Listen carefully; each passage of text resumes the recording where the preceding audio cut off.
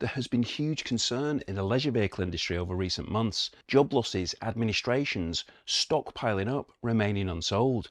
The leisure vehicle businesses have been really worried, not knowing what the future holds for them. We're going to find out today the latest on this and if any of that worry has been relieved. The Motorhome and Caravan Show has just taken place at the NEC in Birmingham, which is the UK's largest leisure vehicle show. It's very well attended by some of the best, well-respected campervan manufacturers in the UK.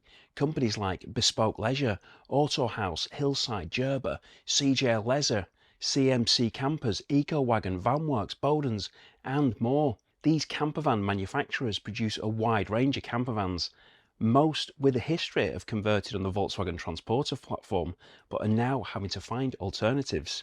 We are seeing Volkswagen Crafters, MANs, Ford Transits, Mercedes Sprinters and Renaults. I recently spoke about the campervan market and talked about the perceived market crash, the fact that some people in the industry were unfortunately going out of business. A couple of videos later, I spoke to Steve at Cooler Commercials, who sells, let's say, more affordable to most people vans, and he was doing really well. But what is happening now with brand new campervans? Brand new vans, of which the cheapest is about 59,000, much more than they were a few years ago, for reasons which I've spoke about in the past. Primarily that base van cost, they've increased drastically, plus the gas, the electric, employee costs, transportation, rents, interest rates, the list really goes on. We know that 59,000 is a lot of money, but that's a brand new unregistered van that will be Motor Caravan registered on the logbook. They genuinely have very good spec beds, pop tops, lithium batteries, hot water systems, etc. Now compare that to a nearly new panel conversion from elsewhere, not at the show I might add, with usually inferior components as standard, then actually these are cheap in comparison. More on that and some porcupines some people are selling next week. But back to the market. Talk from the Dusseldorf show and comments that were backed up in the discussions at the NEC show was that component suppliers had drastically reduced demand. The demand for their products just hasn't been there, with numbers falling significantly, they say. But what are these levels down from? Are they down from the COVID boom which we've seen in the last few years? New converters entering the market to produce campervans as the demand rose, and existing converters buying increased levels to meet that demand, making sure that they had enough supply to meet the demand, which they certainly didn't in the COVID times. I had spoken to a few manufacturers before the show and the mood didn't particularly seem positive. One manufacturer in fact referred to consumer confidence being low, which is preventing people from buying.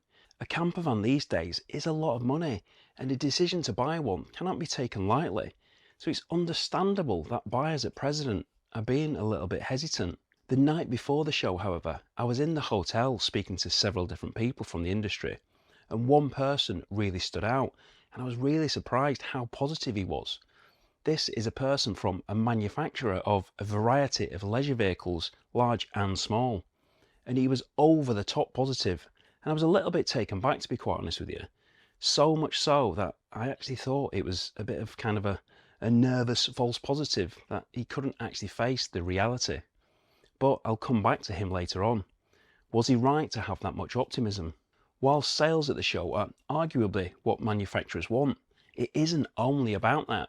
One told me that the NEC show is to showcase their campers and offer all that information and details to any customer. There's no better way for potential customers to view arguably the best campers in one place. Potential buyers can get inside, they can choose which type of bed suits them, open and close those pop-tops roof. Is it one which they can easily operate?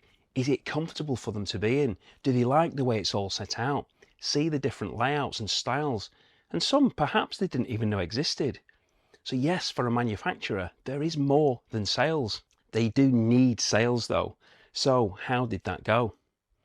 The first day of the show, I walked round and had a few conversations with manufacturers, and it's fair to say that optimism for a successful show wasn't exactly running high from a sales perspective. They were more optimistic though about what they had produced, the new models and the features that they had brought to the show, that they were proudly on display, For many of these, this included the new Ford Transit.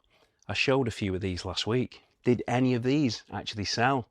Well, I'll come on to that a little bit later on. The Tuesday of the show is normally really quite busy. People are waiting for that tape to be cut so they can stream in when it's officially been opened. It's club day, so it brings quite big crowds, normally. Well, after about an hour, I was beginning to be a little concerned at the lack of people. I'd been quite positive myself, thinking it wouldn't be as bad as people thought. Yet, I was able to walk freely in and out of vans, and there was barely anybody else there. I actually joked with one of the manufacturers. Have they forgotten to open the doors? I got a very, very worried look back. Thankfully though, for the manufacturers, footfall did pick up, and by midday it was far better than it was first thing in the morning. The first day I even saw a sold sign go up, the couple who'd bought it having a photo taken in front of it. However, speaking to manufacturers at the end of the day, it was a really slow day. There was some interest, especially in the newer models, but nothing to give any real hope that the show would be any better than they'd envisioned. What I did see was a lot of people walking around with the usual goodies which they'd bought, including lots of Yeti products. And yes, I was actually guilty of that myself. The kids asked me to bring something back, and rather than that large camper van that my daughter wanted, I felt that this was more of a compromise. So I got for one for my daughter and my son, and a cap. And I did see a bit of positive signs at My Rider. And yes, I asked the guys there how it's pronounced, and it is indeed My Rider. I did say in a previous video that I wasn't sure. Anyway, they had sold signs up on some of the stock on the first day. I really like the idea of that 24-inch wheel bike, the new one which they brought out. I've always admired the bikes, I've mentioned them before in previous videos, and now that that's in the range, I'm definitely interested. Although they don't actually do it in my brand colour, which is a bit of a shame. Nor does it come in that new green colour. Now that is a colour which I really do like. I did pick up a brochure, so I need to investigate that further. I've been having a look through this and on the website, and I am actually really quite keen. And the crash helmet, they've got a crash helmet with like lights on it, front and back, and it's got indicators as well. So yeah, I'm going to have a look into that a bit further, because I think that could be something which could be really quite good. Anyway, the following day was similar to the first day regarding footfall, but I did hear some positive stories. Transporters sold, crafters sold, and people were interested in transits. I went home on the Wednesday evening having thoroughly enjoyed the show. I saw change, new products, innovative components, and I also made new relationships. Again, thank you for all those who spoke to me. If you didn't watch these videos, then there'd be completely no point in me doing them, so thanks again. Now, after the show had ended, I actually texted somebody who I knew was up there all week in the caravan and motorhome polls, which seemingly have felt the biggest downturn than others, and I asked him, how was the show? And the response back, again, surprised me. Slow start, but ended very strong. Not just good, very strong. They sold nearly double their target. Now that's pretty impressive for a market that's supposedly crashed. And I'm actually told that the Thursday was a record sales day for one manufacturer, and they weren't alone in having good sales numbers. The competitors did also. But what about campervans, which is what you and I are mostly interested in? Now, I'm not going to be naming anybody or giving exact figures. I've got to respect the companies for that. But I will share a few highlights of how the sales have gone. So, like I've said, we had the COVID period when the campervan market soared, sharp increases in sales. But some do actually say that the small campervans were increasing in demand even prior to this. The market was good before COVID. It just got a lot better during it. Well, apart from the lack of supply early on. The talk recently of it crashing would imply low sales numbers. But that wasn't the case. One manufacturer said their sales were equal to those pre-COVID. In the circumstances, that's actually a great result, and they said better than we had expected. Conversations early in the week included manufacturers having no idea of what to expect, concerned about the uncertainty. Are people even interested in these Ford Transits which we've built? Well, regarding transits, the answer is yes, they are of interest, and several sold. I showed in my last video that they are wider, which creates more space than in the current T6.1 Transporter. And there were also some great new additions like hot water and interchangeable canvases on pop tops. There were also ones with sliding seat beds, all-wheel drive options. There was literally something for everybody. Although I think the best on that is still to come. A fresh idea that's undergoing development as we speak, and it really could be something for the future. So do watch the space on that. I digress, as usual, sorry. The point I was making is that Fords are selling. But what about the bigger vans? We are seeing a lot more options here. Conversions on the VW Crafter, the MAN TGE, Mercedes Sprinter, all becoming really popular. Price points for these can start similar to the smaller vans, but can get up to around 200,000 and in some cases a lot more. A price tag that seems completely bonkers for a van, but people are buying them. Just because you and I can't afford them, others can. I know of several crafters being sold too, and I do mean the ones in excess of 130 grand. These bigger vans are seemingly becoming more and more popular. People wishing to have the larger vans for more space, comfort, storage, and more gadgets. I would love one myself, but I need a daily driver, and I've not got that kind of money. It wasn't just the bigger campers though that sold for over 100 grand.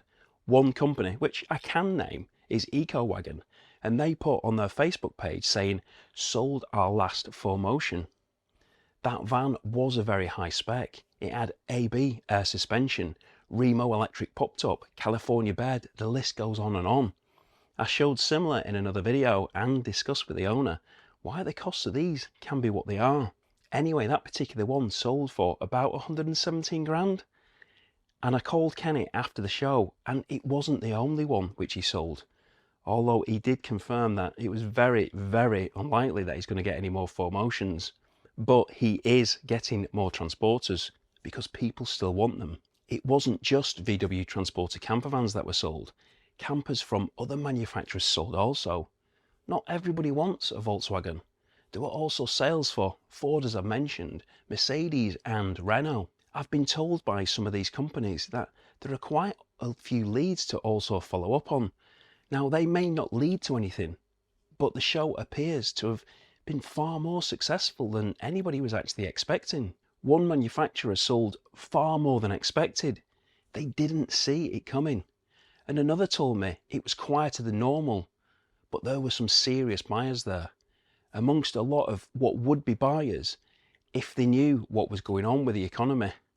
And yeah, I know that's something which we'd all like to know. It seems positive that people are thinking that they will buy, just depending on the budget, which means that they must be pretty close to be pressing that button on a van in the first place. There are possibly some of you viewers thinking that it's just a brave face from manufacturers to be saying that they've made sales. But one manufacturer told me that they're going to provide me with a campervan for a month after the show, so I could do a proper review on it.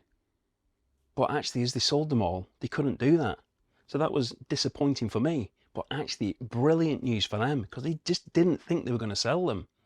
It would have been great to do a longer term test, really getting under the skin of the camper, using all its features. They're just going to have to build another demo just so I can actually use it myself. The market being dead and industry in crisis is seemingly not true. If the success of this show is anything to go by, the person who I'd mentioned earlier, his optimism was absolutely true. He was right to think the way he did. And I'm so pleased that that's the case. There are so many great people in this industry. We don't want to be seeing anybody else go. Sales are happening of what some call ridiculously priced campervans. There are, however, loads of used ones on the market, and you can see a wide variety of vans that at first glance appear to be the same, but they aren't. But more on that next week. If you haven't subscribed, it's free to do so, so please do. I always try and bring some interesting campervan topics, news and conversations, with new van features and must-have items, like the 3 amazing features in this van here. Thanks for watching, take care, and I hope to see you soon.